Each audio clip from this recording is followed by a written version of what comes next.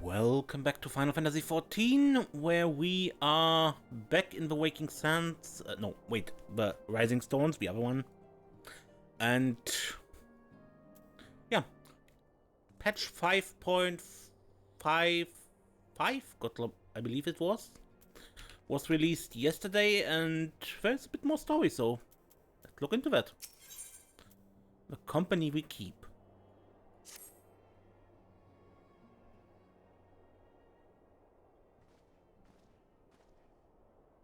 Serenia, you're looking well. I take it you managed to squeeze in some rest. If you came hoping for tidings from Kryl, I'm afraid we're still waiting. But we do have some odd scraps of news to share. Scraps, she says. Lunar primates have been popping up all over the place, but the Alliance has the situation well in hand, thanks in no small part to Pagl'than and the others. Meanwhile, talks with the beast tribes are going even better than expected.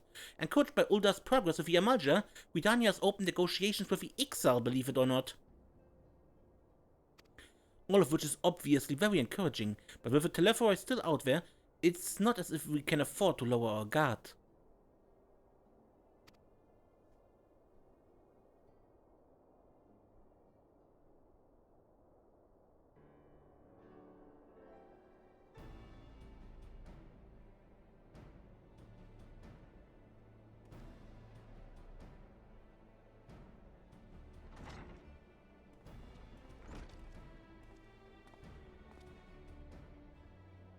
Begging your pardon, but I've come bearing an invitation from the Alliance. A council meeting is due to be held in Alamigo, and your attendance is humbly requested. We were just talking about the Alliance. May I ask what's on the agenda? I believe the intention is to share news of recent developments and discuss what measures might be taken to combat the Telephoroi. In concert with our new allies, the beast tribes have also been invited. It is hoped that they will join us in the fight against our common foe. So, the Alliance would bring all the beast tribes into the fort at a single stroke. An ambitious plan given the delicacy of the negotiations, but mayhap an expedient one, considering the threat we face. Indeed, my lady. And for their part, I'm told the beast tribes have agreed to attend. If the Science too are present, all of Eorzea will be represented.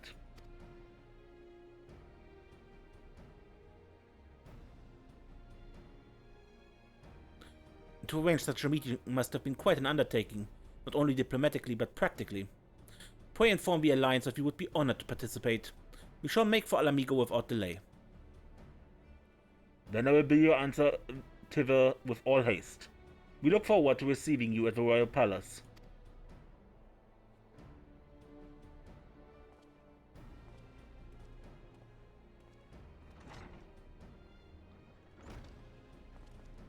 Well, now that we've accepted the invitation, who exactly is going to attend? I move that you and Y'shtola lead our contingent. Given how long you have worked to end summoning, it's only right that you be present for what promises to be a historic moment. I think we all played our part in that little endeavor, don't you, Serenia? All present may rightly claim a seat, I do quite agree. But by your leave, I believe I shall remain here and lend what assistance I can to the coordination of our defensive effort. I'm not coming either. Emmerich will be there, and I'd rather not be interrogated. Very well then. While those with a mind to hold the fort get on with holding it, I suggest the rest of us make for Alamigo. Shall we?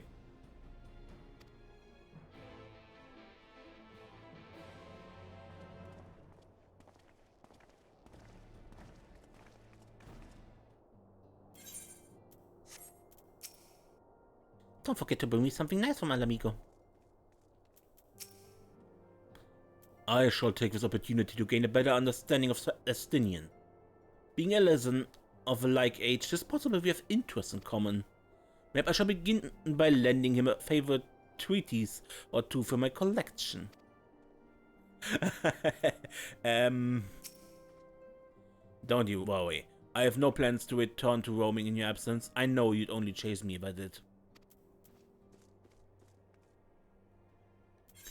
Alright. I somehow don't think they have all that much in common, but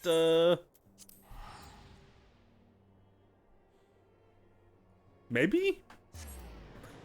Estinian finding new hobbies or something?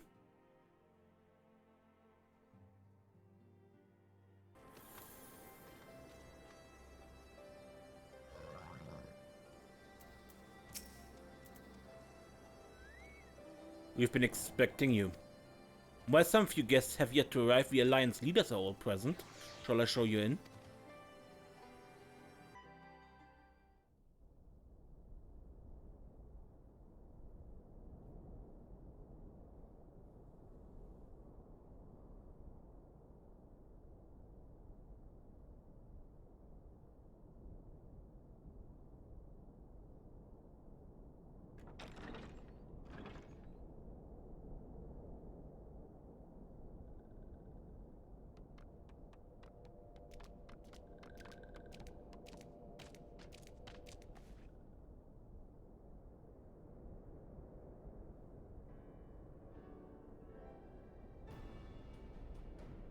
Esteemed guests, you honor us with your presence.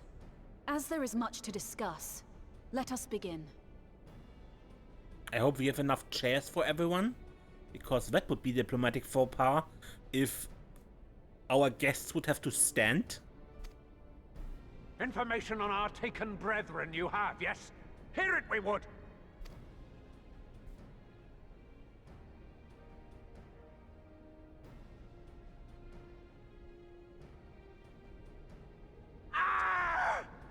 Beyond forgiveness these featherless ones are! With rivers of blood shall they pay! Freed our people must be! We too would see your kin liberated. But ere we attempt their rescue, we must first find a means to negate the risk of tempering. Without that, we will be unable even to approach the towers, let alone contend with their defenders. If all else fails, I've always found cannonballs quite effective. And what of the prisoners? Would you see them slaughtered? Think for a moment. Ponder, consider, think. If Merlwyb truly intended to bombard the towers, she would have done so by now. Remember, we came here to find a solution together, did we not? Y'shtola spoke of defenders. I but offered a means to clear a path, should you require it. Given the enemy's capabilities, we will all need to play our part if we are to have any chance of success. For if any here should give less than their best, it will be to the cost of every living being on this star. A paragon, the Empire, our very gods. How can we hope to prevail against such odds? That our foe is formidable, none would deny. But our strengths are many and varied. In this chamber, I see masters of strategy, masters of magic, masters of the land, the air, and the sea. And together, there is nothing in creation we cannot overcome.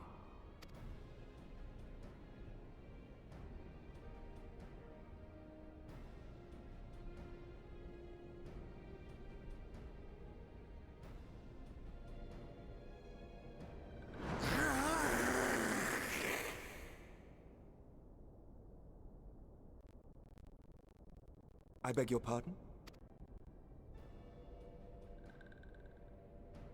What is it, Soulwalker? Do not express your passion thus. A little quickie will outdo, perhaps. Suffice it to say, I am proud to be counted amongst Eorzea's finest. We Sahagin will play our part. We kobolds have not forgotten the crimes the Overdwellers committed against us in the past. But today we look to the future, as allies united in purpose.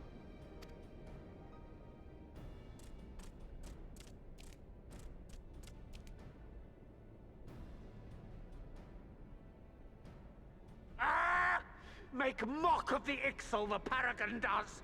Turns kin into puppets! Pits brother against brother! Free them from his grasp, we shall! As Patriarch Zadar will attest, the Scions have granted us a means to free your brethren from their thraldom. This boon we will gladly share, that your people might never be enslaved again. We accept! We accept! Praise be!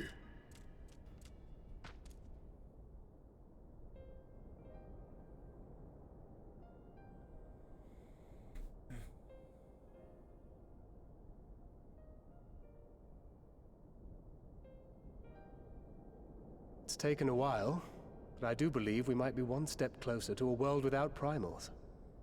Would that Minfilia were here to see it. We still have a long way to go, and we're going to need a lot more Porksies. But we're moving in the right direction.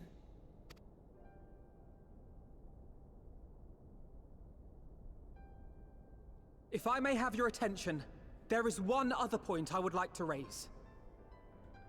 As we can all agree, freeing those held captive must take precedence over every other concern. But experience has taught us that none save those with the capacity to resist tempering can hope to enter the towers unscathed. And even once inside, a still greater threat may yet await them, that which we call a primal. Needless to say, if we are to succeed, engaging with such foes can only ever be considered a last resort. And so I move that we seek to prevent them from being summoned in the first place.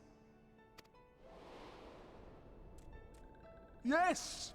Both prayer and ether are needed for the ritual. Should either one be denied, the summoning would fail. Indeed. And so we must endeavor to discover the source of the ether on which the process depends.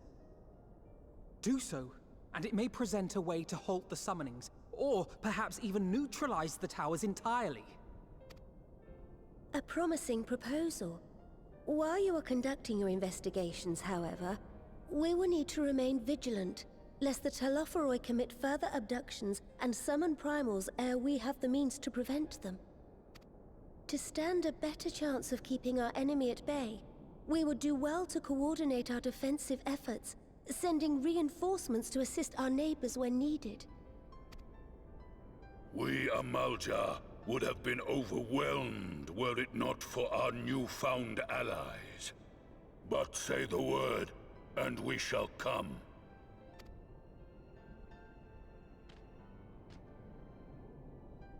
I see we are all in accord. But what are we to call this proud fellowship of ours? I submit that the honor of naming it should go to the Scion whose brave efforts have done so much to unite Eorzea. What say you, my friend?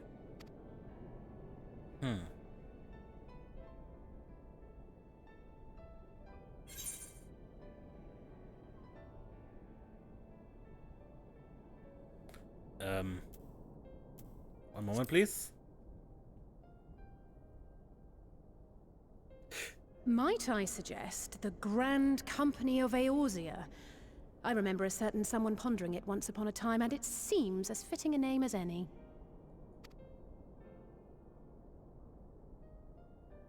A fine choice, for there is none here who does not love Eorzea. Aye, in that we shall ever be united. United in our gratitude for the realm that gave us life. Then let it be recorded that on this day, the Grand Company of Eorzea was born. Well, Ian is a bit of an outlier here, right?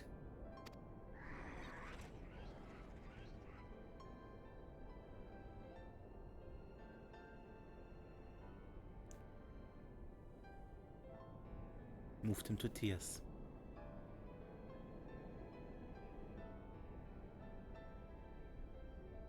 How long have we dreamed of this moment?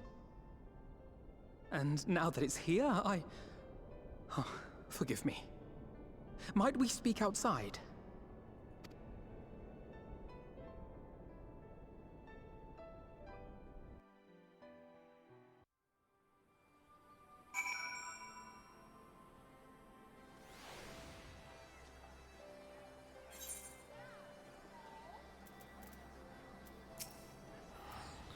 Forgive me for observing, but Alphinaud seems less than jubilant.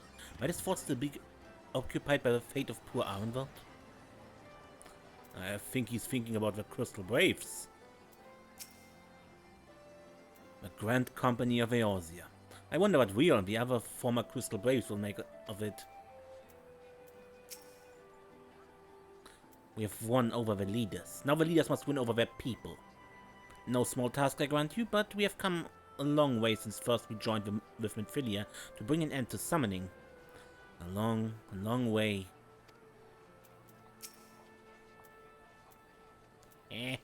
Let me click Alize.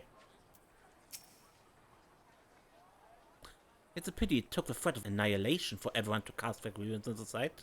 But better late than never, I suppose.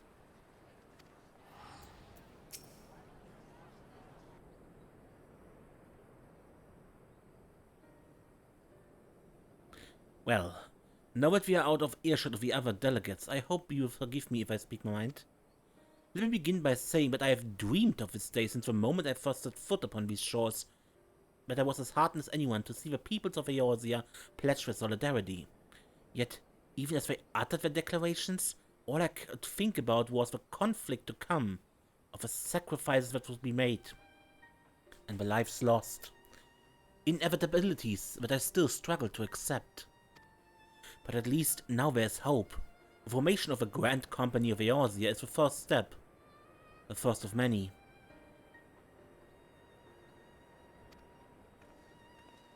Many and more. Elder Seetsier, how might we be of service? I seek Master Alphinaud's assistance in matters involving Gridania's neighbors, the Sylphs. I know that you and yours have long kept a weather eye upon the crystal trade, but better to predict the coming of primals, and so you will be familiar with the Sylphs of the Ashcrown's Consortium?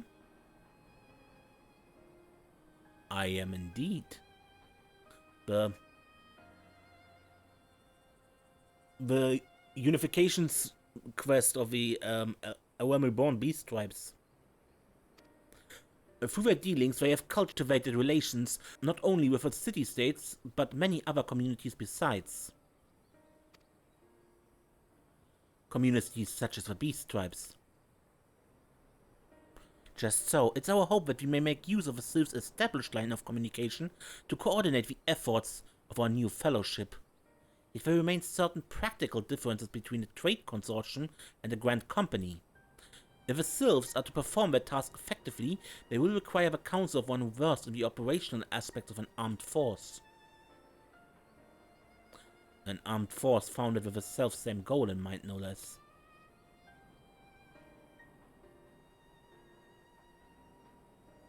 The Crystal Braves, yes.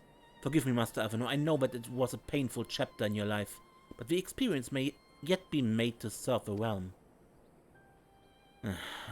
In my hubris, I plotted a course for the Crystal Braves, which strengthened far beyond the Order's initial conception. One intended to pave the way for the founding of what I intended to call the Grand Company of Eorzea. But my plans all came to naught. Built upon a frail foundation of lofty ideals, the Order was doomed from the first to collapse under the weight of more worldly interests. And I have no wish to see this new endeavor suffer the same fate. Mayhap I ask too much of you? Not at all. You may count upon my assistance for what little it is worth. By your leave, I shall prepare a report, including a list of recommendations drawing on the lessons I learned from the failures of the Crystal Braves. You have my gratitude, Master Alphinaud, and my trust. When your report is ready, pray share it directly with the Sylphs. With your guidance and the earnest efforts of every goodly soul gathered here this day, I have no doubt that our fellowship shall emerge from the shadow of a Telephoroi and flourish. Until next we meet, my friends.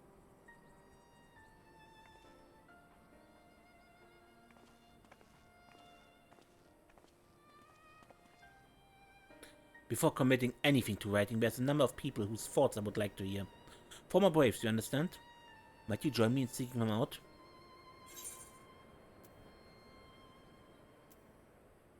I can't think of an excuse.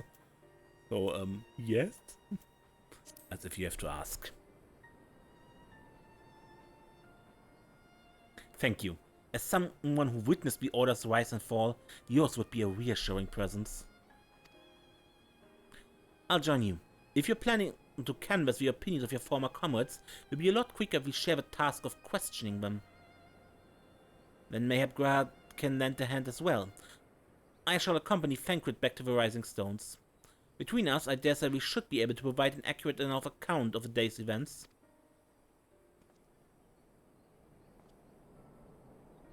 We should be glad of your company, Graham.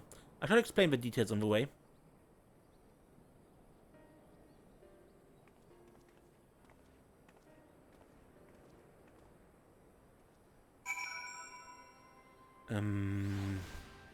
Load in. It will not be easy to revisit the past, but sometimes one must look back to see the way forward. I take it we will soon be paying the Sylphs a visit. How fascinating it will be to speak with them in person, though I guess a conversation can prove rather challenging. So what's the plan, brother mine? Before discussing the task at hand, I should probably admit that the report I propose is largely written. Not long after that fateful day in Ulda, I penned a detailed account of the organization's history, from the events that led to its inceptions to the failings that brought about its demise. This I did primarily as a means of taking some semblance of responsibility. Never did I imagine that it might later be referred to by those seeking to form a similar organization. And while I made every attempt to be objective, the account was mine alone, its events viewed from my singular perspective. For it to be of use, however, it must be broadened to encompass the viewpoints of all involved. Only then can it answer what seemed to me to be the crucial question. Namely, why, after the Crystal Braves disbanded, did some members choose to remain with us while others did not? I see. You think the answer will tell us something about the nature of the ties that bind our new Grand Company together? And that this knowledge might help us to prevent it from falling apart when those bonds are inevitably tested. It was a nod, I think. That is my hope, yes, but the questions I would ask are uncomfortable to some. As a former commander of the Crystal Braves, I doubt that those who abandoned the cause would welcome my inquiries. Then Graham and I will just have to try. Meanwhile, the two of you can talk to the ones who kept the faith. A fine suggestion. Have care, however. Certain of my former comrades are of questionable character, so keep your wits about you and let us reconvene in Gridania later on.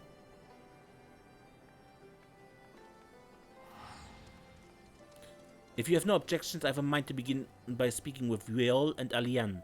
If memory serves, the two of them will be attending an intelligence briefing at Castrum Oriens. Let us seek them out, then.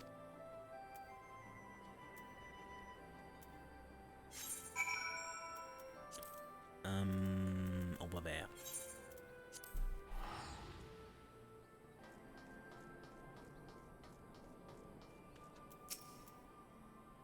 Oh, I didn't expect to see you here, Serenia, but if you enjoy intelligence briefings, you've come to the right place.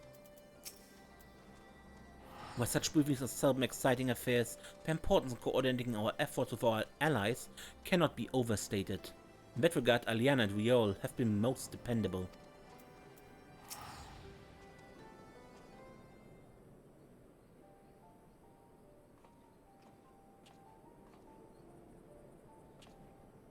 Well, look who it is, and what brings you to here? Wouldn't have anything to do with a big meeting, would it? In the manner of speaking, I've been assigned a task, you see, for which I require the assistance of former members of the Crystal Braves.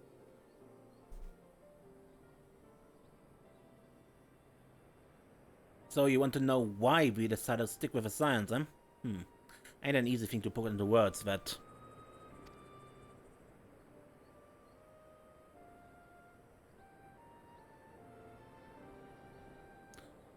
As I once explained to Serenia, I spent a long time agonizing over my failure to alert you to the traitors in our midst. For my negligence, I was captured along with many others, and we were powerless to prevent the tragedies that ensued. Not a day goes by that I do not think back to those fateful events. By joining the Science, I hope to redeem myself, and I will continue to serve the cause for as long as I'm able. But that wasn't my only reason. When we were finally reunited at the Rising Stones, you refused to blame anyone but yourself for the fall of the Crystal Braves. And in spite of everything that had happened, everything you'd suffered, you took us back without a moment's hesitation. We would not have blamed you had you turned us away, but when you gave us your trust instead, what else could we do but try to repay it?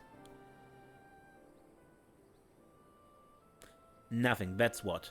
As for me own tale, well, I've always felt the Scions have something in common with me old crew. The duty of the strong is to protect the weak. That was our creed, and I still strive to live by it to this day. But as time goes on, I've learned that strength comes in many shapes and sizes. From Holy Boulder to Mistress Tataru, we've all got something to offer. And not one of us is doing it for personal gain.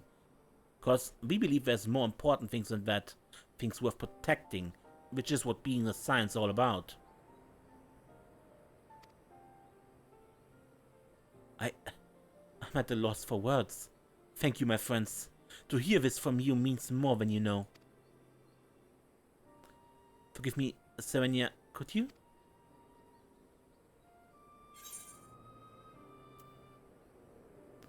Why do you think the Crystal Braves ended in failure?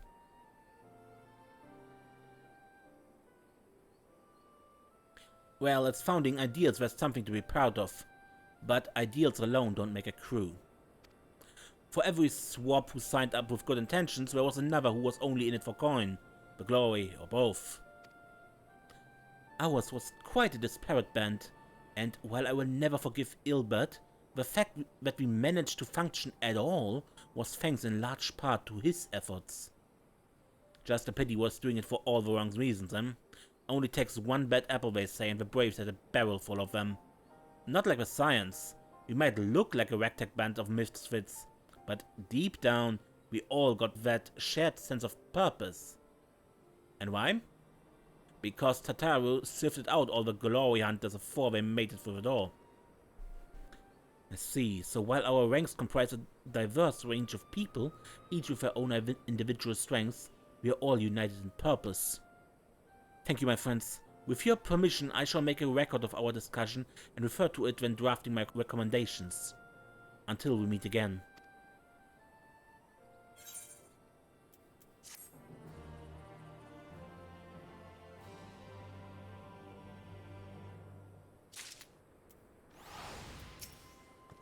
Speaking of former Crystal Braves, I've not seen Agamas of late, constantly away on missions as he is. I wonder how he fares. Wow, I haven't seen him in so long I forgot he existed.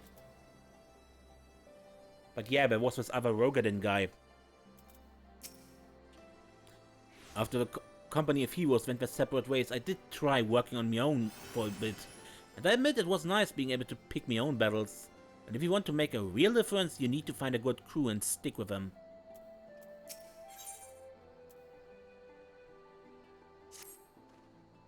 Well, I think we have taken up enough of our colleagues' time, and I'm conscious that less life-affirming testimonies await. Let us make our way to Gridania and hear what the others have learned. Bye.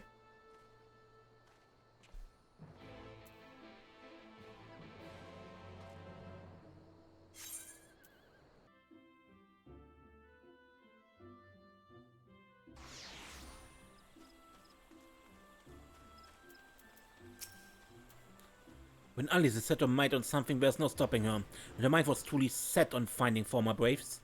For a while I even feared that what she might do to them, but in the end she was admirably civil, for the most part. On the way here I took the opportunity to write up my notes on our conversation with Alian and Riol. All that remains is to add Alice and Graha's findings, whatever they may be. Thanks to Tataru's ever-dependable intelligence, we managed to track down a handful of former Braves without any great difficulty. Some were forthright, others less so, but we heard enough to form a picture. I must warn you, Avenue, some of their comments were harsh. I can well imagine, but their opinions are no less vital to my report. I seek the unvarnished truth.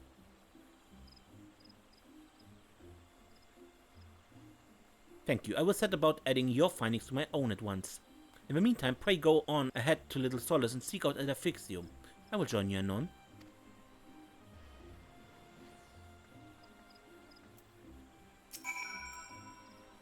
Leave me to attend to my report and join the others in Little Solace. I shan't keep you waiting long.